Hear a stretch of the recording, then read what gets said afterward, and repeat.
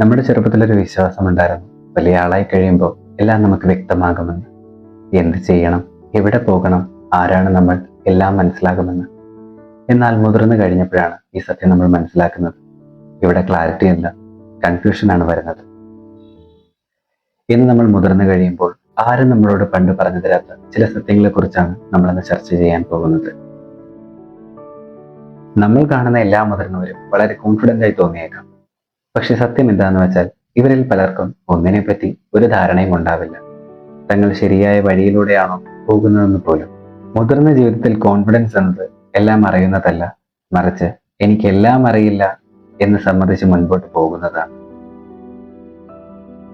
ചെറുപ്പത്തിലൊരു പ്രശ്നമുണ്ടാകുമ്പോൾ ആരെങ്കിലുമൊക്കെ ഉണ്ടായിരുന്നു നമ്മളെ സഹായിക്കാൻ. മാതാപിതാക്കൾ, സുഹൃത്തുക്കൾ, അധ്യാപകർ, അങ്ങനെ ആരെങ്കിലുമൊക്കെ. മുതിർന്നു കഴിയുമ്പോൾ ആദ്യം നമ്മൾ മനസ്സിലാക്കേണ്ട ഒരു കാര്യമുണ്ട്. ഇന്ന് നമ്മളെ രക്ഷിക്കാൻ ആരുമില്ല എന്ന് പൂർണ്ണമായി ഞാൻ പറയുന്നില്ല. പക്ഷേ എങ്കിലും ചെറുപ്പത്തിൽ ആ സ്നേഹവും കരുതലും ഇനി ഒരിക്കലും തിരിച്ചു കിട്ടുകയില്ല.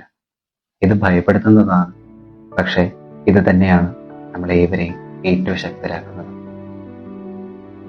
താരതമ്യം ഒരിക്കലും അവസാനിക്കുന്നില്ല, അഥവാ കമ്പാരിസൺ.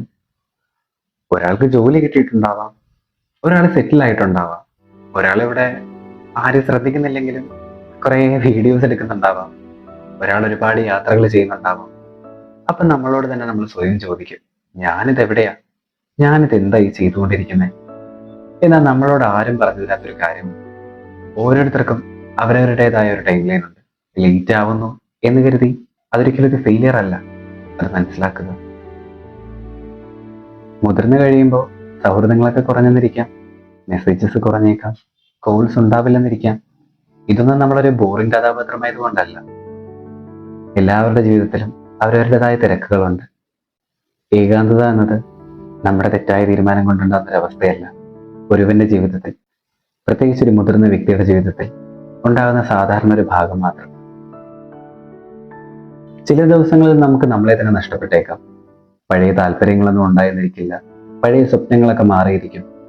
ഇതൊന്നും നഷ്ടങ്ങളുടെ കണക്കുകളല്ല, വളർച്ചയുടെ ആരംഭമാണ്. മുതിർന്നു കഴിയുമ്പോൾ ജീവിതം എളുപ്പമാകുമെന്ന് ആരും പറഞ്ഞിട്ടില്ല. പക്ഷെ അതുപോലെ തന്നെ മുതിർന്നു കഴിയുമ്പോൾ ഇത്രയും കൺഫ്യൂഷൻ ഉണ്ടാകുമെന്നും ആരും പറഞ്ഞു തന്നിട്ടില്ല. ചില ദിവസങ്ങളിൽ നമ്മൾ സ്ലോ ആയേക്കാം, ചിലപ്പോഴൊക്കെ ആശങ്കക്കുഴപ്പത്തോടെ ഇങ്ങനെ ഇരുന്നേക്കാം. പക്ഷെ ഒരു കാര്യം മാത്രം മനസ്സിലാക്കുക, നമ്മളൊരു കാര്യം നിർത്താത്തിടത്തോളം നമ്മൾ തോറ്റിട്ടില്ല. ഇന്ന് നിങ്ങൾ ഇപ്പോഴും മുൻപോട്ട് പോകാൻ ആഗ്രഹിക്കുന്നുണ്ടെങ്കിൽ നിങ്ങളുടെ ജീവിതം ഇനിയും തീർന്നിട്ടില്ല. നിങ്ങളുടെ കഥ ഇനിയും എഴുതിക്കൊണ്ടിരിക്കുകയാണ്. അതുകൊണ്ട് മുൻപോട്ട് പോവുക.